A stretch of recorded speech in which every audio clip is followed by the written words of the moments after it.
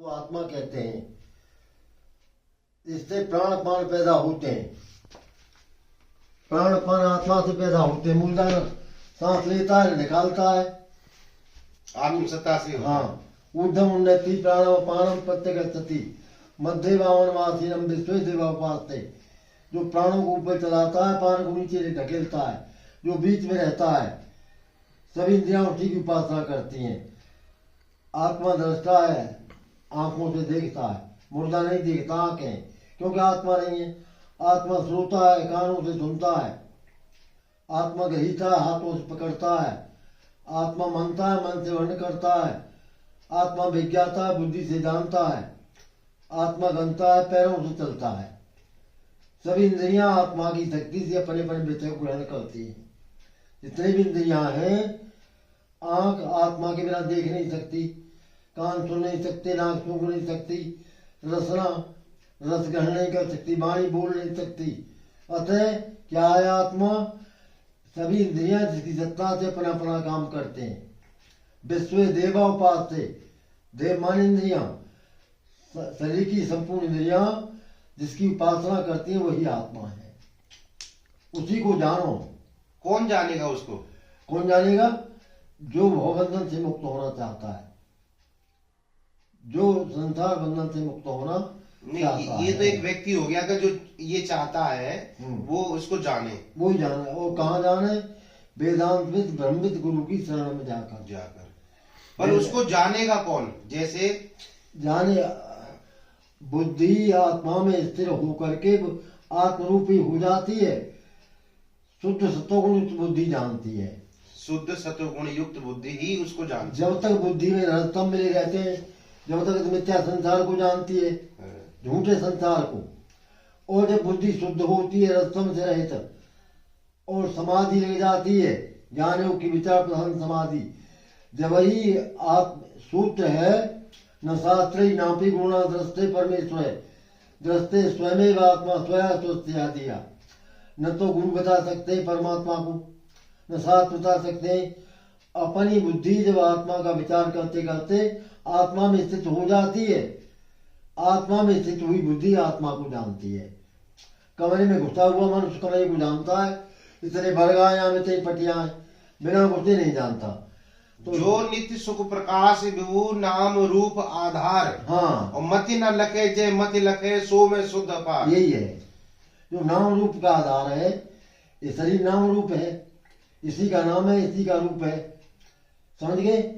इसी का जो आश्रय अधिष्ठान है वही आत्मा है। उसको समझाओ थोड़ा सा। मति न लखे जय मति लखे। अशेष नाम रूपाध्यास अधिष्ठानत्वम ब्रह्मत्वम। अशेष नाम रूप अध्यास अधिष्ठानत्वम ब्रह्मत्वम। नाम रूप वस्तुओं का जो आधार है, संसार का आधार है ब्रह्म, और शरीर का आधार है आत्मा। ये है अशेष नाम रूप अधिष्ठानत्वम ब्रह्मत्वम। तो बुद्धि में ये निश्चय करना पड़ेगा कि मैं आत्मा हूँ। हाँ, बुद्धि जो है अंतःकरण चार इंद्रिय हैं। आत्मा से प्रकाशित विद्या को चित्त कहते हैं। आत्मा से प्रकाशित अज्ञान को, 17 तीन गुणों को चित्त कहते हैं। चित्त का काम है अपने हित का चिंतन करना और बीती बातों को याद करना, जो महाकारण है। हाँ, चित्त का काम है अपने हित का चिंतन करना और बीती बातों को याद करना। चित्त ही जब जानता है तो बुद्धि कहलाता है। जब कर्म होगा संकल्प करता है तो मन कहलाता है। और जब अपने को देह मानता है तो अहंकार कहलाता है। मैं अनेक रूपों में परिवर्तित हो जाता है। चित्त, मैं ब्राह्मण हूँ, मैं सन्यासी हूँ, समझ गए? ये चित्त में कह रहा है, ये अहंकार है तो आत्मा। मानता अपने को मैं गृहस्थी हूँ, मैं वानप्रस्थी हूँ, मैं सन्यासी हूँ, मैं बालक हूँ, है? तो यही है। चित्त ही जब अपने को शरीर मानता है तो अहंकार है। कर्म होगा संकल्प करता है तो मन है, समझ गए? और कर्म होकर निश्चय करता है तो बुद्धि है। संकल्प करता है मन और निश्चय करता है बुद्धि। आज वहां जानो, आदि काम करनो, बुद्धि काम है। बुद्धि के निश्चय के बाद ही शरीर कर्म में प्रवृत्त होता है। मन के काम है संकल्प और कामना, बुद्धि का काम है कर्म भोग का निश्चय करना। शरीर में कर्ता भोगता है बुद्धि, विज्ञानमय कोश। बुद्धि और 5 ज्ञान इंद्रियां। हाँ, ये जब तक सत्गुण में रजतम मिली रहते हैं, जब तक ये संसार को जानता है। मैं 16 वर्ष को है हूँ, ये शरीर के धर्म है। मैं 60 किलो को हूँ, ये शरीर को जानना है। मैं फलाने गांव को, ये शरीर को जानता है। इसको चित्त जान रहा है। हाँ, मिथ्या को जानता है, मिथ्या को जानता है, रजतम से मिला हुआ। और जब सत्वगुण शुद्ध होता है तब तो जानता है ना हम जीवो पर आत्मे थी, ना हम देहो न मैं देहो, न मैं शरीर हूँ मेरा शरीर है। बोधो हम प्रकृति पर है, मैं प्रकृति के सब विकारों से परे शुद्ध बुद्ध मुक्त सच्चिदानंद स्वरूप आत्मा हूँ। जिसको शंकराचार्य जी ने शिवोहम कहा। हाँ, शंकराचार्य के बहुत विद्वान थे, इतना विद्वान को नहीं हुआ। उन्होंने कहा है मनोबुद्ध अहंकार चित्तानि नाहम न च श्रोत्र जिह्वे न च घ्राण नेत्रे, हाँ, न च व्योम भूमि न तेजो न वायु चिदानंद रूपा शिवोहम शिवोहम। हाँ, यही बात है। ये न सर्वेण भुवन्ते ये स्वयं नाम भुवते तमात्मानं वेत्तारं वेद्य बुद्ध्वा सूक्ष्म। जिसने पूछा पदम पादाचार्य ने कि आत्मा कौन है, कि जिसके द्वारा सबका अनुभव होता है लेकिन जो स्वयं अनुभव में नहीं आता। जिसके द्वारा सबका अनुभव होता है, मैं भूखा हूँ, मैं प्यासा हूँ, मुझे नींद आ रही है, और जो स्वयं अनुभव नहीं आता उसे ही आत्मा कहते हैं। शिवोहम के बारे में थोड़ा सा बताइए, शिवोहम क्या है? सोहम, सोहम शिवोहम, कोहम, सोहम शिवोहम, चिदानंद रूपा शिवोहम शिवोहम। मैं कौन हूँ? कोहम, कोहम, मैं शिव का अर्थ है आनंद स्वरूप ब्रह्म, सच्चित आनंद स्वरूप ब्रह्म। मैं कौन हूँ? स्थूल सूच कारण शरीरात व्यक्तित्व अवस्था साथी सच्चित आनंद स्वरूप सती आत्मा, जो कारण सूच विस्तृत तीनों शरीरों से अलग है, जो स्वप्न जागृत और निद्रा तीनों अवस्थाओं का साथी है, जो सच्चित आनंद स्वरूप है, वही आत्मा है। वही आत्मा मैं हूँ। मैं हूँ, सोहम, सोहम, मैं वही हूँ। कौन?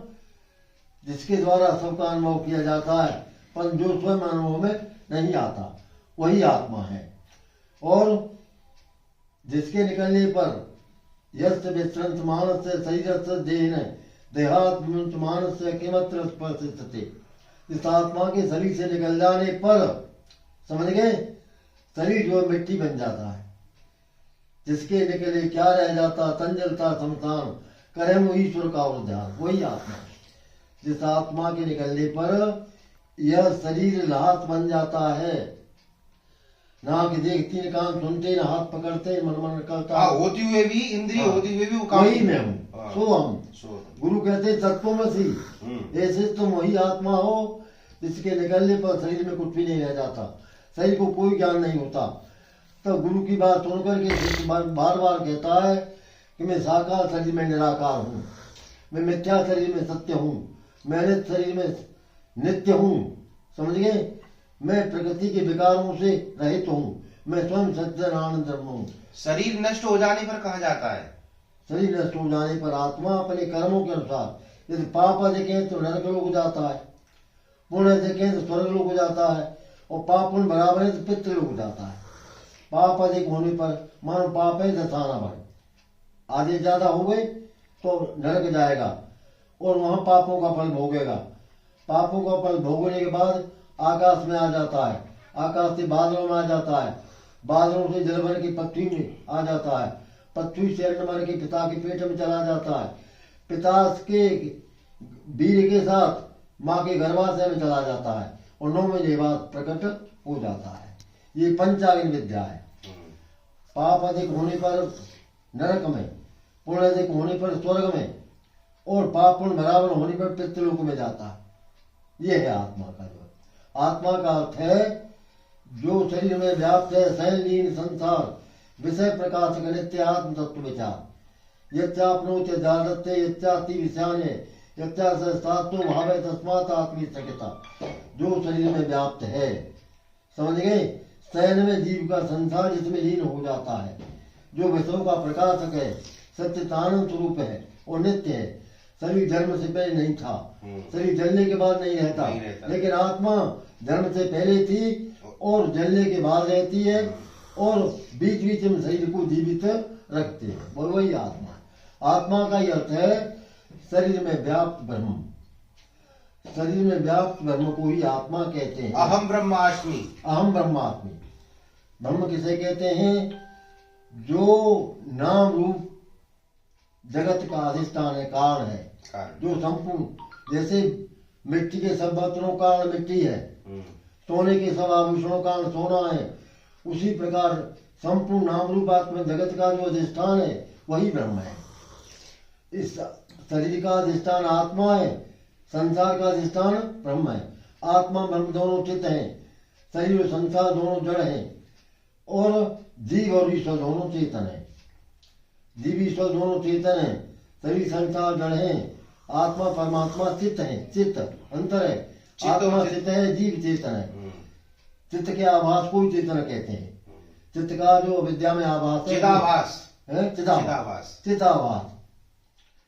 जैसे दर्पण मुख दिखता है, मुख नहीं मुखाभास है, ऐसे ही जीव आत्मा का आभास है, चिदाभास को जीव कहते हैं। अच्छा, एक महात्मा जी कह रहे थे कि जानो तब भी ब्रह्म हो, हाँ, और ना जानो तब भी ब्रह्म हो।